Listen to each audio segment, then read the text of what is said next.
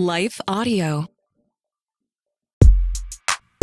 Today on Talk About That, John falls for a prank while driving a bus and proposes a Senior League NFL. Meanwhile, I come into work on my birthday and hurt myself by waking up in a dead sprint. Plus, a conversation about internal messaging and the pressures on parents to become their child's hero. Today's episode is not sponsored by Hangman. It's like Wheel of Fortune, but with 100% more death imagery if you lose.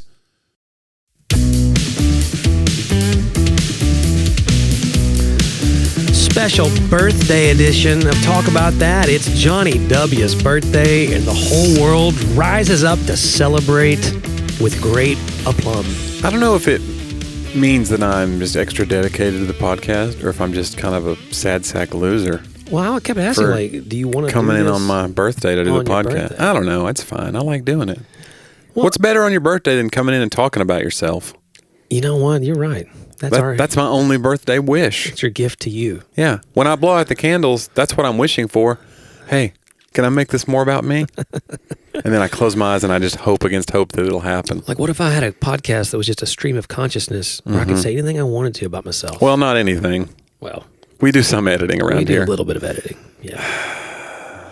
We need to do that. That's what we need to give to the patrons is like the stuff we cut out so they could just wash their hands of us all together. They're like, oh, wow. Send in the unedited version. Yeah. It's usually like a word. That's true. It's just a word. It's usually like a... Yeah.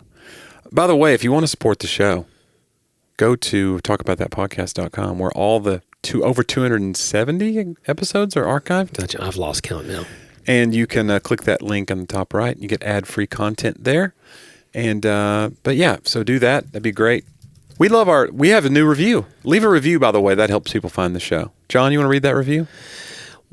If you leave a review, we'll probably read it on the show if it's nice. Actually, if they're mean, that's even more fun, probably. No, don't do a mean review just to get read on the show. We won't do that. That encourages more trolling.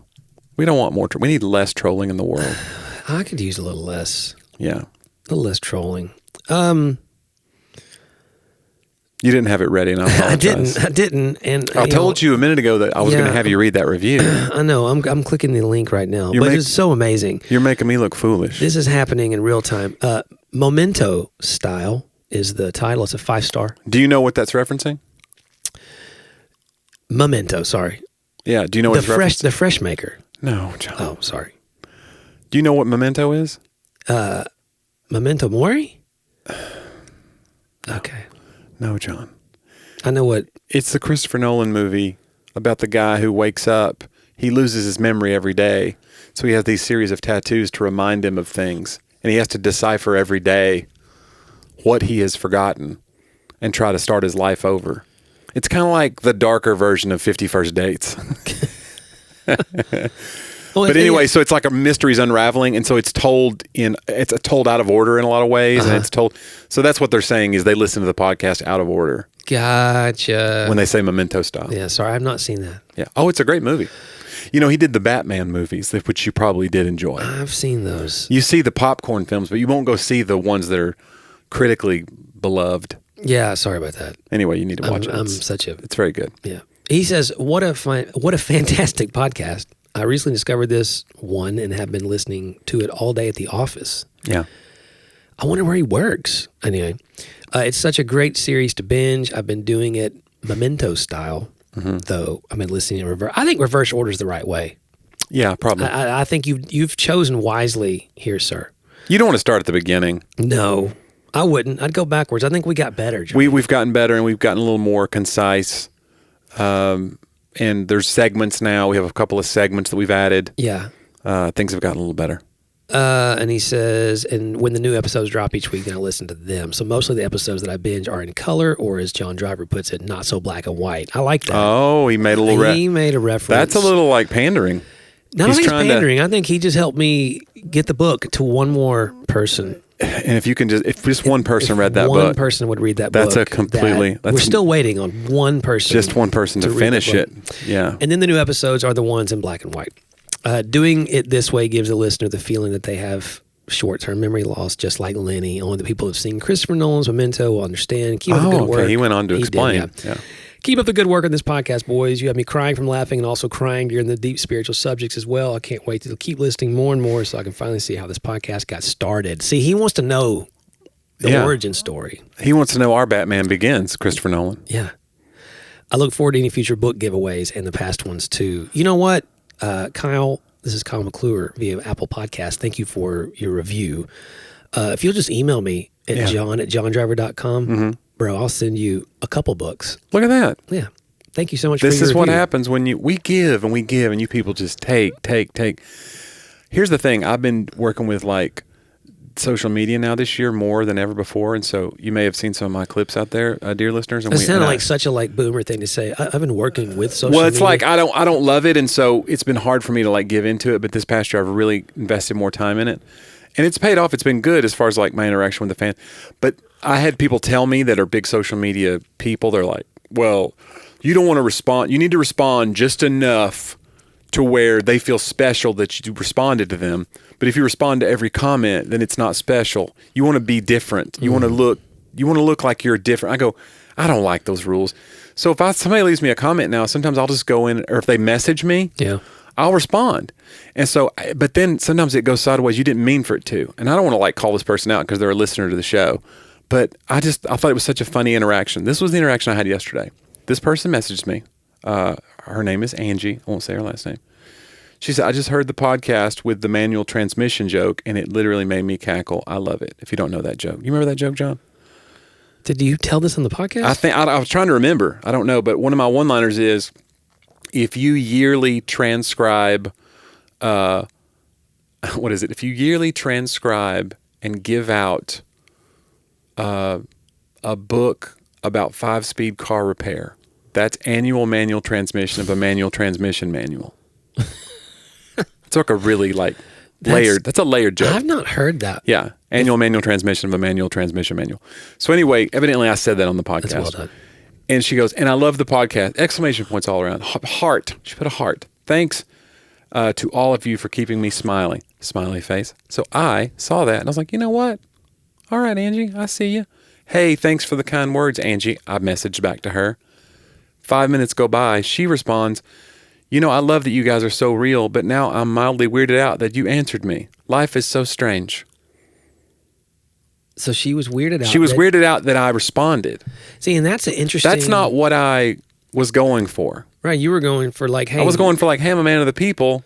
Thanks for listening, Angie." Maybe she thought it wasn't me, or maybe she's like, "I thought you were a big star." And now I've lowered myself in her eyes. Angie, I don't like this attitude. Angie, you now know this was really Jonnie. He just wanted to be nice. I don't have anything. I'm here on my birthday to shoot a podcast. He's got nothing else to do, Yeah, guys. Angie, all I do is sit around and wait for another comment from you. No, I'm just kidding. Thanks for listening, Angie. And it was really nice. Sorry if I weirded you out, but thanks for listening. Yeah. I don't know. See, that's why I try to be standoffish to people. For that very reason right there. You listen, it's like, sometimes there's rock star behavior that irks me. Sometimes you think somebody's being a rock star, though, and they're not. For instance, here's a big one for me. Bono wears sunglasses indoors. Okay? And for years I thought, this guy, and I love Bono. U2 is one of my favorite bands. Yeah. But I see why people don't like Bono, and a lot of times it's like this guy with the sunglasses indoors. So aloof. Right. It's like chewing gum. You know, you just look like, yeah, I'm buying this. You know, you just look different when you're chewing gum if you're in a conversation. And so come to find out, years ago, I read an article, and he has like macular degeneration. He has eye problems. So the bright lights hurt his eyes. And he's got bright lights in his eyes all the time because he does press conferences, he does these things, and the bright lights hurt his eyes. He has literally like very sensitive eyes. So he only wears that is to protect his eyes. He's not trying to be aloof. This is our official apology to Bono for Johnny's. Bono, he's been through so much. That guy can't catch a break. Let me tell you. But I just think like there's certain things that are perceived as being a rock star thing, but you don't know it might have a utilitarian function. Oh. But I'm trying to go beyond that and just be like a man of the people. And even then, I'm stopped at every turn. To be clear, too, I'm not ever aloof on purpose, usually. Yeah. To people. You're accidentally aloof. I sent a text today to someone. They had texted me, I think, last week. Mm-hmm. I was like, "Hey, I'm so sorry." And I responded to it. I almost always respond. Yeah. And if I don't, it's legitimate forgetfulness. Yeah. It's not like you. I'm not thinking it out so Right. much. Like, I'm actually living my life. Uh-huh. You know what I'm saying? Not just like, hey, how does this work in interactions with people out there on the internet? What do the humans do when they get a message on Facebook? What are carbon-based life forms doing these days? That's what I say to myself when I get I don't know. Anyway, all that said, it's hard because you don't know what the right thing to do is. I want to get in there and be like, and mix it up. But I know if you get a negative comment, it's never a good idea to get in there and defend yourself. No. Usually. Sometimes you just have to clarify a miscommunication. Yeah. That's okay. But if it's just like you suck, you're not funny, there's no way you can ever win. No. That person's made up their mind about you. Move on. Yeah. And so you're just wasting life force. And again, when I said that, it wasn't Yeah. like directly about you. Yeah. It was on your page, but it was more about like Right. the kind of the way that you are. Not Yeah. It's like John Shriver. I was like, that looks like that's the same profile pic. You didn't even change that. I'm not real good on social media, you know that. So I sent you, did you see the photo I sent you yesterday? Because somebody started following me on Facebook and his name was Jonnie Canada. which is my father. And he's like a middle-aged guy from somewhere in the South. And he wears a little golf shirt and slacks and he's with his wife. And I was like, he looks not unlike Jonnie Canada, the your real father-in-law. Johnny Canada. I was like, this is like bizarro. It's like the Yeah. sliding doors of Jonnie Canada's. Have you ever seen the two Johnny Canadas in the same room at the same time? Jonnie Canada sounds like a superhero name. Yeah, it's it like really the Canadian superhero. Yeah. You know, he's their Superman. Somebody's up there trying to steal all the maple syrup. He's like, to the rescue! Hold And this poutine while I rescue the world. exactly. Yeah, we're thinking. We're trying to all the Yeah, he's very Canadians- polite. You know, he's a very polite superhero. Put down that bus. Yeah, Oh, or I shall. Yeah, please. Please. He says please. Hey, you know what, Johnny? yeah. I think we want to say please as we ask our listeners just to take a moment and hear from a few of our sponsors.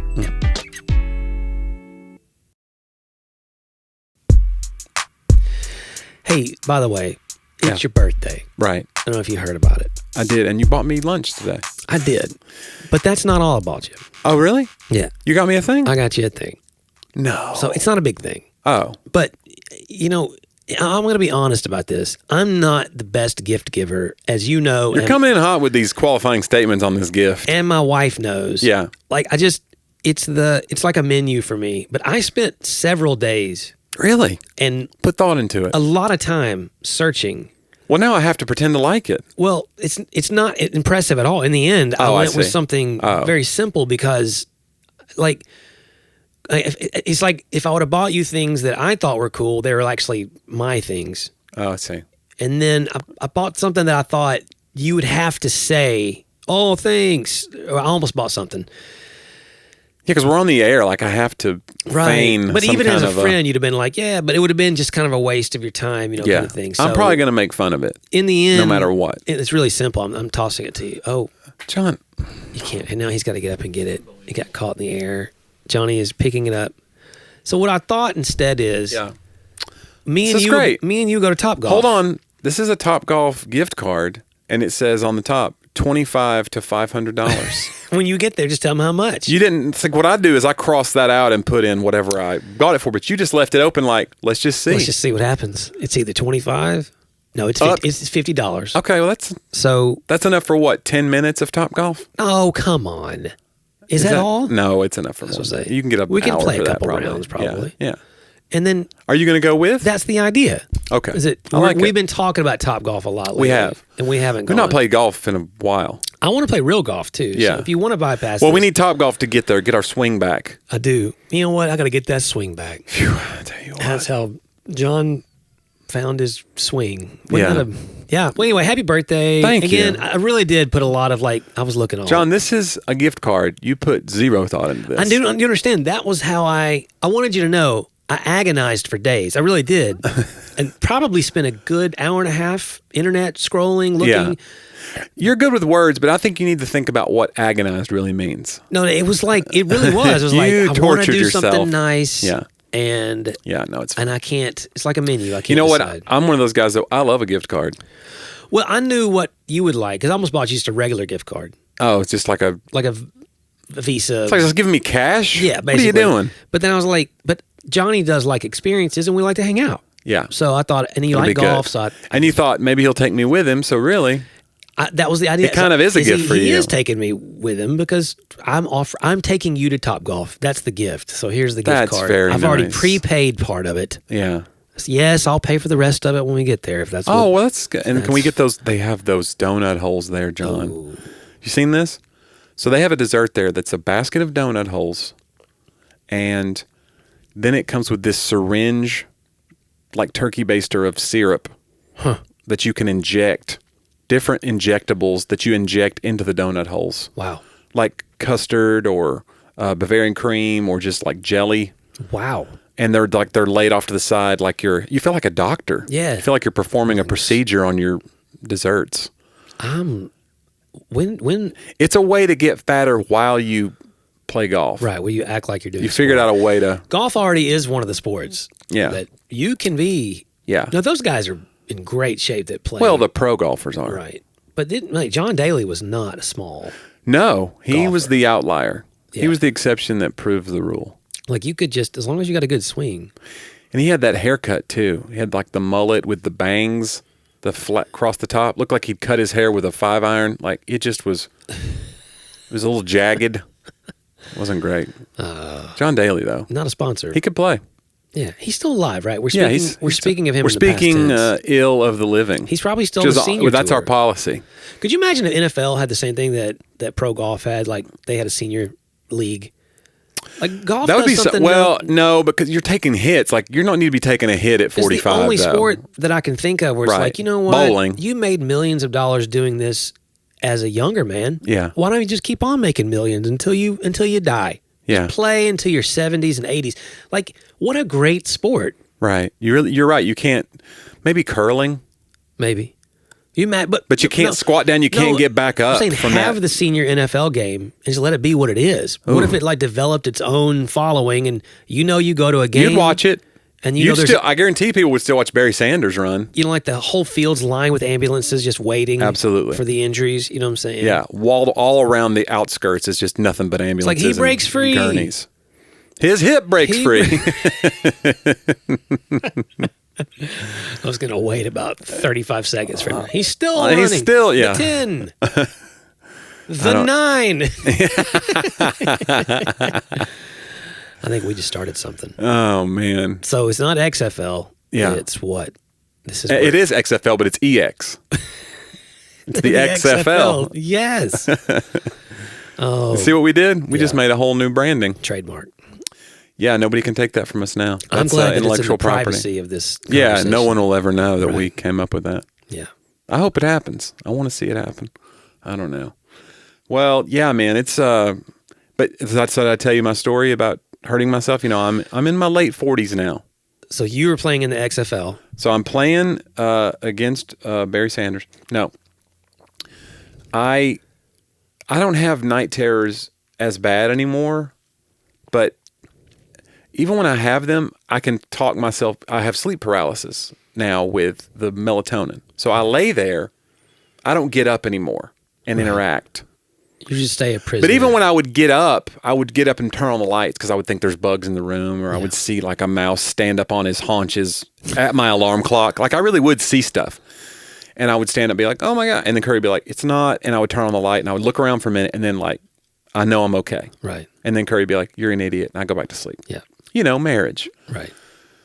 But I haven't sleptwalked since I was a teenager. I'm really impressed with how you past tense to sleepwalk. I haven't sleptwalked. Sleepwalked? I don't know. Is it sleptwalked or sleepwalked? Anyway, I haven't done that since I was a teenager, where I literally used to get up and like go stand in the corner and pee in trash cans. One time I went out in my underwear and got ready to go to school. Like I got in the back seat of the car in my underwear. And my mom kind of knew that I was up. And so she was like, back then you believed don't wake a sleepwalker. That was like the myth. So she just kind of let Goes me will turn on you. I don't know what they thought would happen. So she like let me just like. He'll be stuck that way. I don't know, That's right. His face will get stuck that way. He'll never put on clothes. So I'm in the car and I'm, you know, 14 or whatever. And then I guess she just waited and then took me back to bed. She led me back to, and I remember it happening, but I just thought it was a dream. So all that said, I don't really interact with these night terrors. But the other day, and I can only attribute it to this, I watched on the plane Parks and Rec season 3 on my trip to beautiful New Mexico. And I'm watching the episode about where they're doing the Harvest Festival. Do you know Parks and Rec? Oh, yeah, I watched So this was the first Lil Sebastian. Yeah. Where they're all freaking out about Lil Sebastian. Genuine. And this is before they do the whole thing, but yeah, he gets out of the corral. Yeah. And then Tom blames Jerry, even though it's Tom's fault. He left the gate open. Yeah. And then, because everybody blames Jerry for everything. So I don't know if that was in my head. That was the only thing I could think of. So I'm dreaming the other night that some animal, it wasn't little Sebastian in my dream, but it was maybe one of my dogs. A gate opens and they're gone. And I take off running after them, full blast. Well, evidently I was running full blast in real life. No way. I jumped out of my bed and I picked up knees and everything and ran full blast into the wall of my bedroom. Johnny. And I don't know if I came down on I think I hit my head too. I hit my nose and my head. I mean, I'm lucky I didn't break my nose because, I ran full on into a flat wall. Wow. And then I think I drove myself down to my knees because I just was whatever, and I'm still asleep. And so Curry just hears the thud, and I wake up, and I'm in pain. And then I got up, and I kind of limped to the bathroom to kind of check myself out and take a Tylenol. Jeez. Then I go back to bed. Well, that was 3 days ago. Now, my knees, I showed you my knees. Oh, yeah, my knees look rough. Yeah. So I full on picked up my knees and drove them into sheetrock. Wow. Basically, I'm lucky I didn't like put a hole in the wall. Wow. So anyway, R.I.P. Little Sebastian. But I was chasing something. It kind of scares me though because like I've not interacted with a dream that way in a long time. Like I don't want to. What if that starts? What if I get in the car? Like what if you're on the road by yourself and Curry's not there to stop it? Would I be? Yeah. What if she's? What if, like, in your mind... You're making this worse. You're solving a mystery or, like, fighting crime. You're chasing a criminal. Yeah. You know what I'm saying? Uh-huh. Like, we could write a show about it. It'd be, like, Sleepwalker Texas Ranger. Huh? No, John. No. I pulled a Jonnie. You really did. I waited through the whole thing. You waited. You had it on deck and you were like... I acted like I was... You're like, are you done talking? I got you. I acted like I was interested the whole time, just like you do. That's great. No, that's great. Oh, I'm sorry about have you ever sleepwalked? Yeah.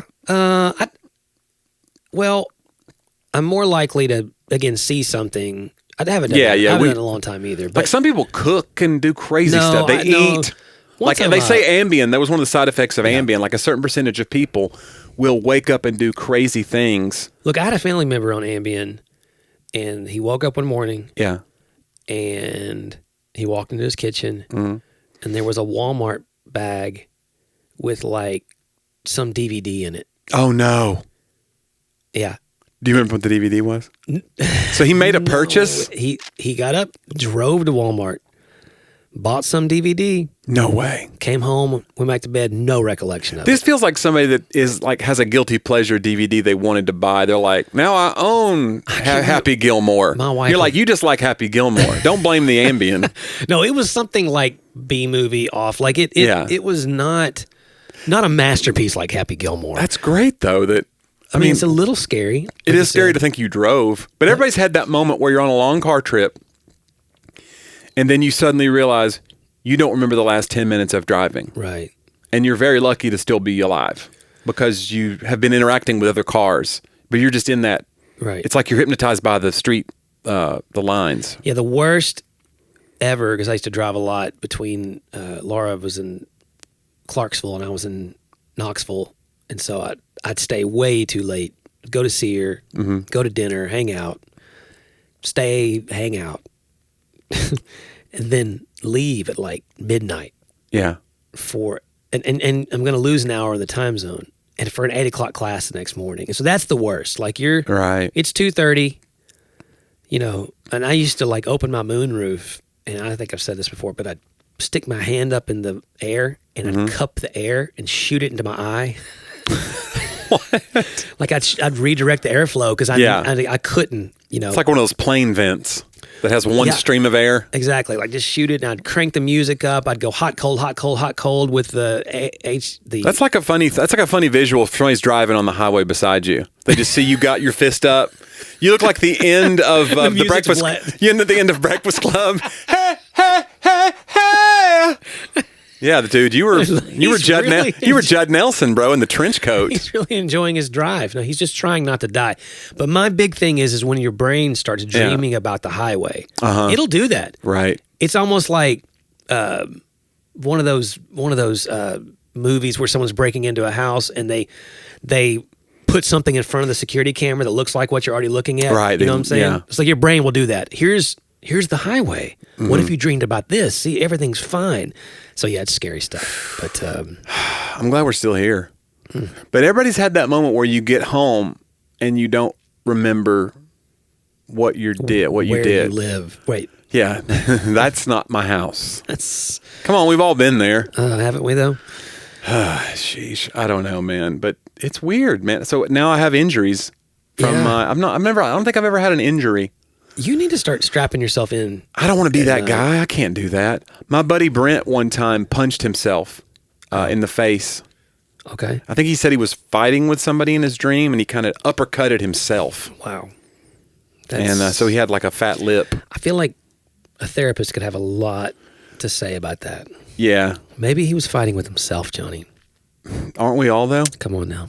I think we are. Hey, speaking of therapists, have you ever listened to Pete Scazzaro?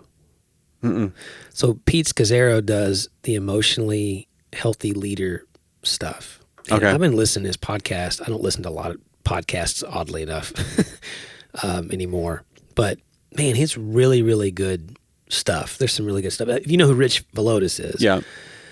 I believe, if I'm correct, that Pete was his lead pastor at one point. Like he mentored him and mentors a lot of people. But he was talking today about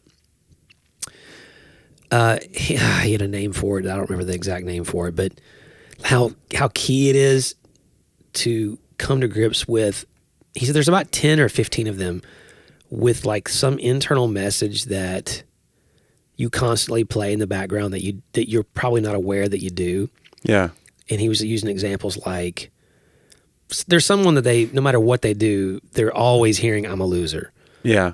And so, and they can respond two different ways. They can go on to become a CEO. Right. Because they're a loser, so they have to outrun it. Or they can go on to become a drug addict and not do much in terms of achievement in their life because what's the point? I'm a loser. Or I'm abandoned. Sometimes I think it's not even related necessarily to an experience. Yeah. Like sometimes there's just your wiring. Yeah, there's almost a wiring of I'm not worthy of love, I'm unloved, And he said, and he never used the term self-fulfilling prophecy, which I'm so glad because it's such an overused one. But he said, what you really will do in the term or the study of it, he said, is what you will do though is you will return to what's familiar. Yeah. Your mind will subconsciously return to what's familiar. He said, so you will create scenarios where those things play out for you to be the loser. Yeah. Either to conquer it in front of other people, to try to disprove it, but how you'll return to what's negative instinctively, or you return to that message instinctively, and you will be making scenarios that you're not aware you're making. And that really was fascinating to me. Yeah, that is interesting. Yeah, I know we just passed Father's Day, and I think about those things sometimes about because you're right, everybody assumes now, because we're into pop psychology the last 40, 50 years, so we all are novice therapists ourselves. Right. We know the lingo. Yeah. So we say things, we don't even know what they mean. Like, if you can't handle me at my worst. Right. We don't even know what we mean by these things. We just say things. And we say things like self-fulfilling prophecy, and they become almost meaningless. But I do think it's interesting that a lot of us believe that who we are or the negative things about us are all because of trauma. And I just don't believe that. I think they can inform, but everybody that has, negative things or patterns it's not always because, like you said, a message that was literally said to you. Your mom literally told you one day you're worthless. Right. Some people just feel worthless, and they were raised by the same person who went on to become a CEO. And in families you see that where, look, I raised these kids the same. Yeah. One took the message and ran with it. One just, no matter how many compliments I gave them, they couldn't be filled up by them. Yeah. So you see that in people. So it's hard, and that makes it hard on parents. I'm not a parent, but I can only imagine the pressure of like, what is the right thing to do? What is the right message to be sending to my kids? One thing, first of all, when we reference CEO, we're not saying that person ended up better off necessarily than someone who didn't, because there can be just as it's so easy to think, well, the person who became financially successful must have done well. But the truth is, they could be just in a bad spot. But I think that there's some comfort in what you just said, in recognizing that every message that my child and every message I've received is not necessarily from the same source. There may be messages there that I don't have anything to do with. Yeah. The whole father-mother thing, but especially with dads, and Father's Day was a great example of this, that your dad's your hero kind of thing. He needs to be the hero, not in just a sense of I elevate him. He needs to be the one who saves you from stuff. Yeah. And so there is a protective side to that, but like it is not, and a lot of dads just run from it. It's so much pressure. And I remember when Sadie, I don't know, I told her this story the other day when she was 7 or 8 maybe, and she was feeling, I don't know, anxious about something, low self-worth in the moment, and I was very distraught. I was praying about it. Yeah. And I was just like, I have done nothing but care for this little girl since before she got here. Like, man, pray and speak good things over. And I made a lot of mistakes as dad. It's not that, but it's been a lot of affirmation. Like on a daily basis, it's a whole lot more building up than it is, tearing down, at least in our attempts. And I was just like, I don't understand. Mm-hmm. Where is this low self-worth coming from? Because I think that the hidden message we've always heard is, dads especially, we're going to build up our children, and it's the father wound. So, so you can keep the father wound. You're responsible for it. Yeah. Like don't let as long as you avoid the father wound and build up. And I kind of heard this whisper in my heart, and it was almost like Jesus laughing a little bit. And I don't always hear God's voice all the time, but I kind of had this impression like, oh, you thought you could be a good enough dad to keep her from being broken. Oh, that's funny. Like you thought you could stop her from being human. Right. Like that's only I can deal with the actual brokenness of the human soul. Like she came into a broken place. So you're not hopefully doing additional damage, and we're all doing damage. You're not the one breaking her necessarily, but she's going to get broken. Right. Because she's getting messaging from the world too. It's just like people used to say that about church. Like, well, I get, we used to say that in youth group, I get your kids for an hour a week. Yeah. And they're getting this onslaught of messages from everywhere else. So, you guys have to take, teachers say that. You got to take responsibility for your kids' education too, Yeah. Well, and the things that are not happening in classrooms or in youth rooms for churches are not only more replete or greater in quantity or volume, but they probably constitute more of what kids especially take away as real life. Yeah. I think that's another hard thing as a former youth pastor who's now a dad, is like trying to get my kid to understand. Now, she never says it like this, but I get this impression, not just from her, but a lot of kids her age, like that church life is different. Like this is a moment. This is what we do. This is the religious moment. Mm-hmm. And over here is the real life moment. Right. And I think adults do that every day as well. Yeah, they just don't call it that. They don't label it, but it's compartmentalized. Yeah. And you're like, oh, no, this is like when it matters the most. And whether you stop pray or whether you screwed up and made the mistake and said a cuss word or did something bad to somebody, like all of those moments are so key. And God's not distant just because you weren't doing God things. Like you being alive is a God thing. Life is a God thing. So it's like bringing some of that like you want a sacred place, but you want people to recognize that even in the profane, there's nothing that can separate us from the sacred. Mm-hmm.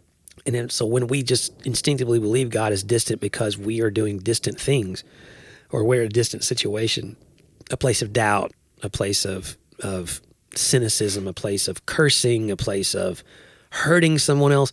Like, God is equally present, and I think we really miss that because we compartmentalize. Like, well, when I get done with this, Right. I got to deal with God now. Yeah. Not like God was there with me, you know. Yeah, I was doing an interview and I was talking about, it might have even been my phone interview for like there was something I did. And it was basically, they were talking about laughter. And this wasn't a religious setting. But I started talking about laughter as like this thing that I think it reveals so much about a crowd. And I think it's why we love it so much. It's it's an affirming thing. It's like an agreement. This huge agreement that happens between a group of disparate people. Yeah. We're all so different, and yet in the moment we all agree that was funny. We all did it at the same time, and we're in the dark together, so we feel enveloped by this feeling. And I said, honestly, I think it's kind of a holy moment. Yeah. You know? And I think they were kind of set back on their heels a little bit when I said that, but I really believe that. I think that's one of the reasons laughter is so powerful in healing, is because it's like this huge agreement about something. We found common ground, or we found something, even if it's something dumb. Like, I have a friend who talks about like, well, we can't all agree on politics, so politics is a terrible place to go with your comedy, but we can all agree we hate the limu emu. So write jokes about that. Right. And so that's kind of where you want to go. If you want to get a crowd laughing, find the thing that we all can agree on, or we all have experienced. But I think there's a holy moment there. Even though, like you said, we're in this profane world, there's like these little glimpses. And I think laughter is one of those things. I think that's why I'm so drawn to it. Yeah. And to create it. Yeah, and I think the things that unify, it sounds cliche. And being around your comedy world so long, Yeah. I think we roll our eyes at people who are not people. We roll our eyes at the statements of, hey, come on and do this interview about, you know, how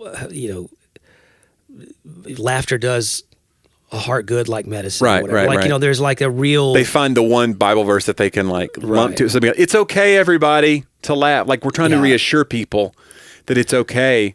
Because it's like, we shouldn't have to do that. It's so strange that people It feels feel super like, forced. I got to find a scripture to make this okay that we're Yeah. having a comedy in a church or whatever. It's almost like you sanitize what was good about it out of it. Like, you dissected it a little too much and now the frog is dead. You know what I'm saying? Yeah, I've even talked about that when I talk to people about like, do you call yourself a Christian comedian? I was like, not really. I said, people market me that way and I'm fine with it. But I always harken back to like Derek Webb of Caveman's Call used to say, whenever you see the word Christian used as anything other than a noun, it's a marketing tool. Yeah. And I try to be careful of like people. I know what they mean. What they mean is, this is safe for your family. This is not going to be offensive. Yeah. But to a lot of people that are just like, they just got through watching Jim Gaffigan's or Brian Regan's special, they see Christian comedian. They're like, is this going to be, this guy got puppets? Has this guy, Right. is this going to be very safe and not take any chances and not push any, like, I don't think that sends the message that of what my show is going to be. So I don't like, it's almost like a misrepresentation. But I see churches that are doing it and I understand why they do it. And I enjoy doing comedy in churches still. So I'm like, okay, I see why they're going. But I would never market myself that way. Because again, I think that's marketing. Yeah. I am a Christian. But it's like comedy, to me, comedy should, I don't think it should offend, but it should challenge. Sure. And I think a lot of people don't want to be challenged, even in a church setting. Even when in a sermon, they don't want to be challenged. They want to be affirmed. So definitely they don't want to be challenged by, okay, this guy don't line up with my beliefs. Let's just fold our arms and not laugh. Like, we have audiences doing that now in comedy shows where they're just like, they're waiting for you to pick on their hated political candidate before they'll laugh, you know? Yeah, Jamar Tisby has written a lot about, he had someone at a Christian college or somewhere he was having, or maybe as an interview, they were talking about evangelical Christians, and this person described evangelical Christians as people who don't ask questions. Yeah. Like that for that person was that experience. Yeah. I think it comes back to that. I don't want to be challenged. I don't want to be faced. And, you know, I'm very decided already, because there are fundamental truths about God that are infallible. Yeah. Right? Unassailable. So therefore, But I now need to have a made-up mind about everything. Right. I can now take anything else that I can fit under that Christian umbrella Yeah. and say also this. Yeah. When the church fathers and mothers from the beginning, and certainly the prophets of old, there's always a wrestling. I mean, again, Israel means wrestling. Right. And you lean into that, the mysteries of God, and part of that maybe our Google culture where we just want to know everything or we want to have it all settled. But I read a quote kind of similar to that, John. It was something like evangelical culture took what was, like the gospel tries to address unanswerable questions, but evangelical culture sometimes turns that into unquestionable answers. Like we just go like, this is the creeds, this is what it is. And like even this doctrine that we have about how long your hair should be is an unquestionable creed. Yeah. Like we've made up our minds. And if you don't want to be a part of our, whatever our sect is, whatever our denomination is, look, you're free to leave, but this is what we have. And we believe that we figured it out. And these are unquestionable tenets now. And so, it's kind of you're held in contempt for having questions. That's very interesting. We talked about that last week a little bit, but everything should not be pulled into the creeds. The creeds are important. Yeah. Nicene Creed is probably the most accepted international statement of Christian faith, of what we would say, hey, if you are a believer, most Orthodox, if you're going to use that word, believers, they believe this, Nicene Creed. And I think about traditions we grew up in where there are other things listed as, they would call them fundamental truths. Right. Maybe. Denominations began creating their own version of that would include a lot, most of it from the Nicene Creed.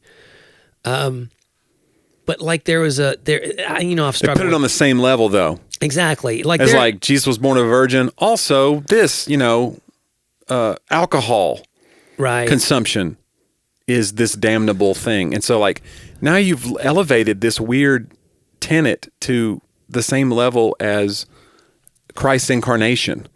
Right. And that's such a key, like I remember, and I don't mind talking about this because it's fine, but the Pentecostal denomination that you and I are both a part of, and we were both actually ordained in at one point. There was 16 fundamental truths, and one of those was about the Holy Spirit in particular, was a greater point of emphasis. Right. Functionally. They could say it wasn't, but it was, because they would call it, this is our distinctive. That was their thing. This is what makes us different than the Baptists or whatever. And like, I came to a point as a history teacher and a guy on a journey here where it was like, that was written in 1914. Mm-hmm. The Nicene Creed was written in the 4th century. Mm-hmm. So like, and they didn't include one of those. Right. So basically you're saying these poor lost souls for those 1,500 years had no clue. And thank God we came along in 1914 and figured it out and got it right. It really was a lot of that. And I love those guys. And I'm grateful for my heritage and all those things. But I think, again, and Laura and I always laugh, it all comes back to Henry Ford for me. Mm-hmm. In fact, I watched The Food That Built America last night. Did you know that Henry Ford is responsible for charcoal briquettes? Of course. And I didn't know Ford that, John. No one knows that. That they were invented by someone else, because that's a man. Tell me he didn't have charcoal briquettes like heating a car or something. Well, no, but there was a lot of wood. People on the just getting set on fire and dying of carbon monoxide poisoning. The Model Ts had a lot of wood. Yeah. And so the sawdust shavings, and he tried to figure out with Mr. Kingsford, who he worked with, right? What could we do with all this? And nobody was cooking outside back then. Like, it wasn't a thing to grill in the backyard. There was no such thing as a backyard, back then. And so basically, you see these bags. They were selling them at Ford dealerships. Yeah. They started selling little grills. Like these little grills with these bags of Ford charcoal briquettes. It was the shavings. It was them taking they would from the manufacturing of the cars. Because charcoal is already burnt wood that's then compacted, and then when you reburn it, it creates that different. Anyway, but like Henry Ford, this idea that we can put everything on an assembly line, we can make it all the same. I think there's a pride to it in modern post-industrial revolution culture, Western culture in particular, that says in 1914, sure, let's redefine, right, or let's add one, and we're good with this. I'm not saying that the early church got everything right. Yeah. And I understand that we're supposed to, we talked about, I think, redemptive movement before in the hermeneutical world. But like, so yes, we keep moving, and yet now we see, yes, hey, we don't need slavery today, though we see some of those in biblical times. Different in context and historical, but there's a movement forward of what the gospel does that we can live out maybe even better today, because the Bible's culture is not necessarily the utopian society that we act like it is. That's where God encountered people where they were. Right, descriptive, not prescriptive. Right. And so he expects us to keep growing, because he's not going to until we're with him and perfect all things. But like this idea, though, of going, man, if guys who are three or four generations removed from the apostles, like if they didn't have one of those in the 16 fundamental truths, I struggle with that now. Like I go, hey, there's a moment in time to go, we should beware when we think that modern ways of seeing the world, it might be a better expression today, I'm not saying that, but when we completely abandon 2,000 years worth of church culture or history in favor of modernism or presentism is the term, where you evaluate through our current eyes, and you begin to believe that what's happening today, we're smarter than Socrates. Yeah. It's like we have such little respect, I think, not only for our elders who are alive today. I mean, think about our culture is very against old people, but also against people in our past, because we assume without technology and iPhones that somehow we have higher intelligence, when truthfully we're probably dumber. We're not a nickel smarter. No. We have all the information in the world in our pocket, and just not even close. John, it's funny you should bring up history.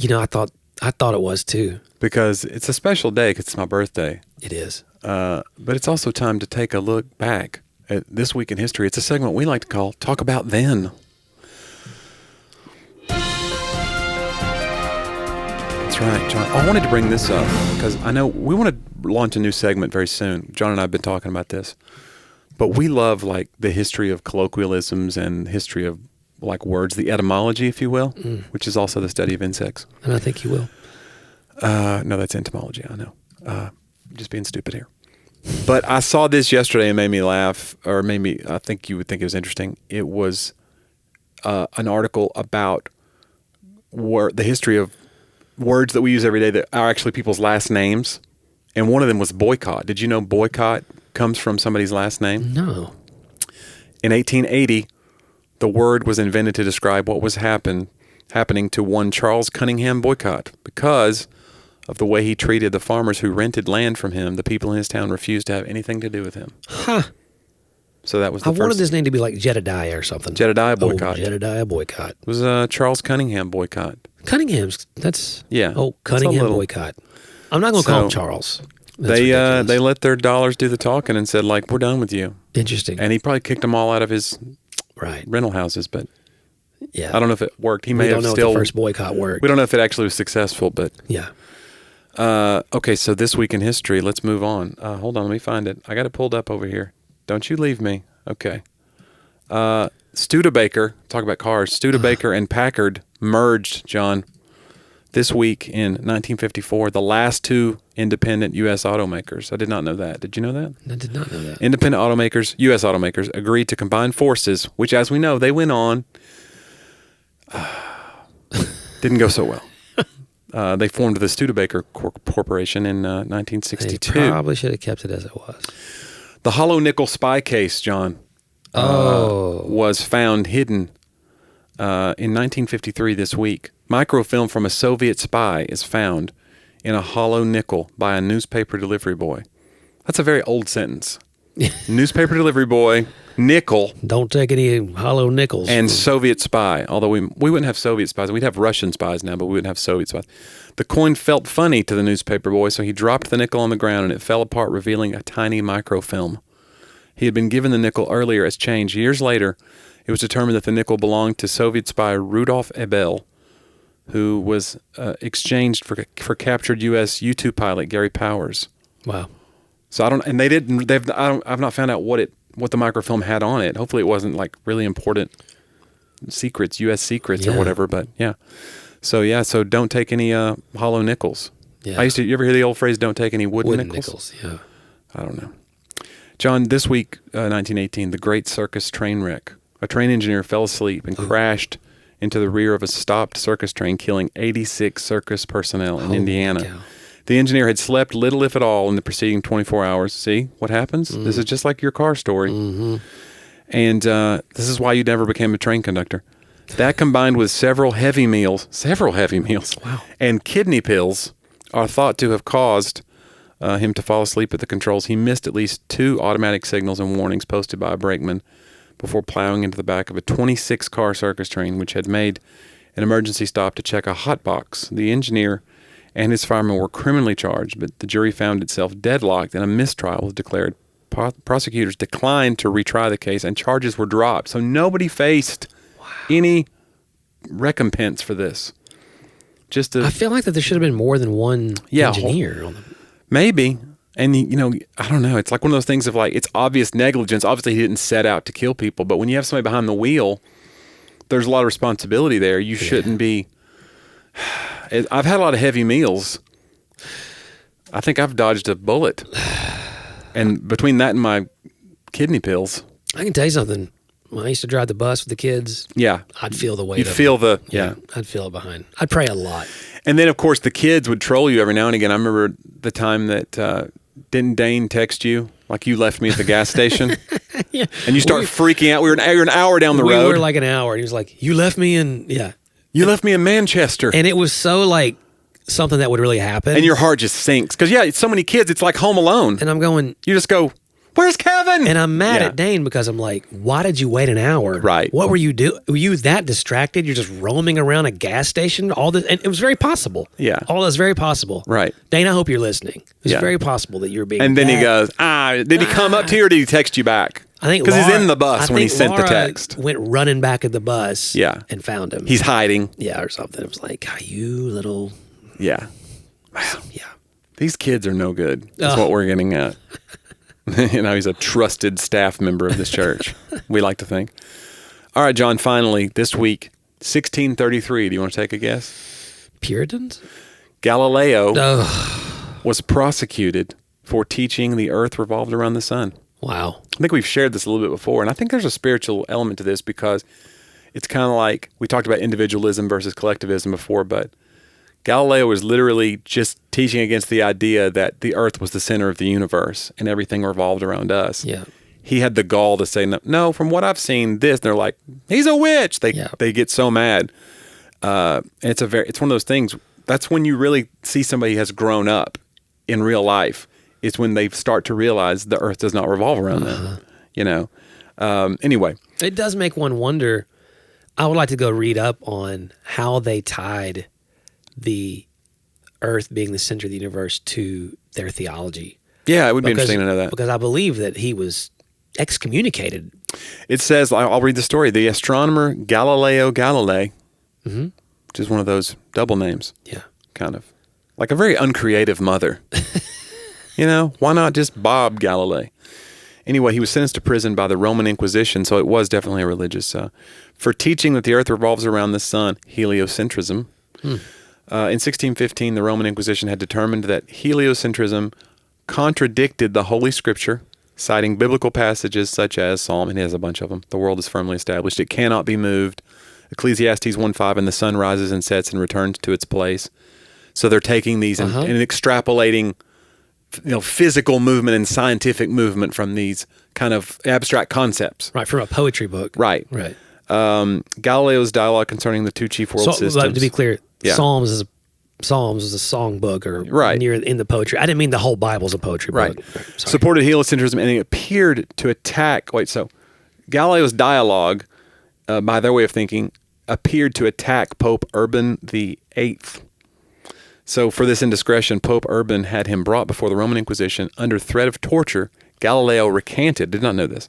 He was sentenced to house arrest for life, and publication of any of his works was forbidden. Wow. As late as... So they basically canceled him. Yeah. I mean, that's the original cancel. Wow. Because he was just, you're under house arrest, none of your works, you can't make money from anything, and basically you're being discredited.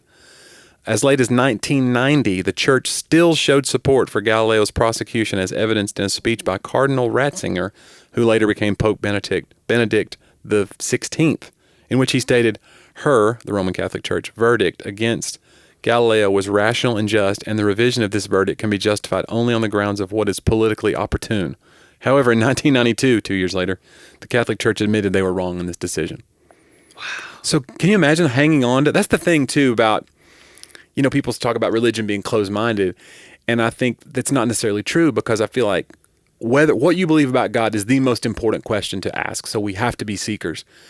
But when you see something like this where somebody hangs on until 1990, yeah, it's like, all right, dude.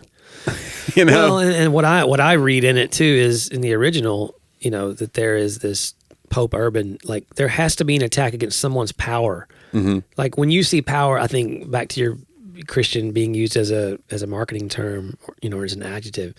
Like anytime you see something rubbing up against someone's power structure, and that there's a religious defense for the sake of power, like not biblical authority. I understand there's a time and place to have that conversation, but biblical authority then again gets brought under that umbrella where any sort of talk about one's authority or power comes under, a place of basically heresy to someone else. But that's very interesting to me. That they hung on to it. And then, of course, 2 years later, I don't know what the occasion was, because was he still Pope? Was Pope Benedict still the Pope then? And they were like, look, we got to come off this. Like, you made this statement, but we as a church now have to move away from this. Or was he not Pope anymore? I don't know enough about Catholic, the history of the popes. Maybe it was like Jedediah Boycott. Yeah. Like his followers. Right. They're like, you know what? We're done with this church thing. Gosh, very effective. Guys, we're hoping that you don't boycott this show. Please. And full on cancel us, because I feel like I'm already under house arrest being stuck here with John for an hour. And all my works won't be seen by anybody. There's a good chance of that anyway. But if you wanted to see Johnny's works, you should try JonnieW.com. That's JONNIE. W. If you want to see John's works, go to JohnnyW.com, where you can see all of the newest books. John's got some new projects in the works. Ugh. Exciting things.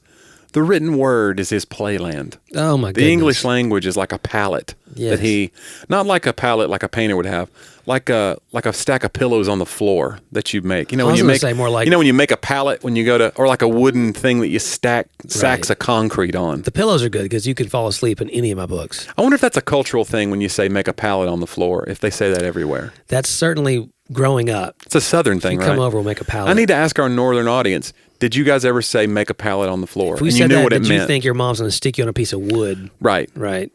And then put you in the overhead. Bring out a forklift. That's right. But yeah, we make a pallet on the floor. That's it. You make a little fort down there. It's fun. Yeah. I don't know. But yes, you can check out also past episodes. We've already talked about that. And if you'd like to listen to the podcast without any ads, you can just become a Patreon subscriber. Love our patrons. At any level. So just go to our website, talkaboutthatpodcast.com, and just click in the upper right, and that's how you get ad-free content sent to you by just becoming a part of the support team, Johnny. Listen, it's just ones and zeros we're moving around. What is money? What is it really? It's a construct. If it's a construct, you should have no problem letting go of it into Patreon. I feel like house payments are a construct, and please don't make me miss one. Thank you, patrons. Yeah, it's we do appreciate our patrons. Thank you for listening, and thanks. Mm-hmm. Hey, send us some more reviews if you have any questions or topics, things you'd like for us to discuss. You can send them over. You can actually just email me directly if you want to, John@johndriver.com. Look at you giving out your real email. #JohnDriver. I always feel weird when I say it, John@johndriver.com. And yours is Johnny@JohnnyW.com, but it doesn't have your real last name. Mine feels very pretentious. Mm-hmm. Of course, what could be more pretentious than coming up just calling yourself by a letter? Yeah. That's very It's like they'll get it. yeah. It's like I'm like Cher. You know what I'm saying? Yeah, you're Sting. Yeah. Johnny W. Jeez, killing me. So sorry. happy freaking birthday. I'm just kidding. Thank you. I would like to celebrate Johnny today, though. Hey, you're a good friend, a good guy, and appreciate you. That was a nice save. How old are you? I'm not going to say. I don't like it. Well, We just got through talking about how the people disrespect people the older they get, and now you're going to play into that by making me like say my age. People are like, oh wow, he's put out to pasture. Well, I can't make my dad joke that I make the day of everyone's birthday if you don't tell me. Or you don't look a day over, whatever the other. Right? Seems like just yesterday you were, and I say the old age. It's not a day over. It's just like it's my own version of it. Hey guys, send us the stuff you want us to talk about. We really enjoy doing it. We'll see you next week on Talk about that.